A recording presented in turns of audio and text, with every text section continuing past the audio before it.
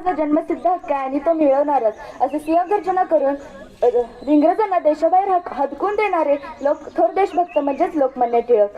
सन्मान्य व्यासपीठ, आदरणीय पूज्य गुरुवर्ग आणि इथे जमलेल्या माझ्या मित्रमैत्रिणींनो, स्वातंत्र्य लढ्यातील थोर देशभक्त, राजकारणी व लेखक म्हणजेच थोर देशभक्त म्हणजेच लोकमान्य टिळक यांची यशोगाथा सांगण्यासाठी मी इथे उभी आहे. लोकमान्य टिळक यांचा जन्म 23 जुलै 1856 रोजी रत्नागिरीतील चिखलगी गावात झाला. त्यांचे पूर्ण नाव बाळकेशव गंगाधर टिळक व त्यांच्या वडिलांचे नाव गंगाधर टिळक व त्यांच्या आईचे नाव पार्वतीबाई असे होते.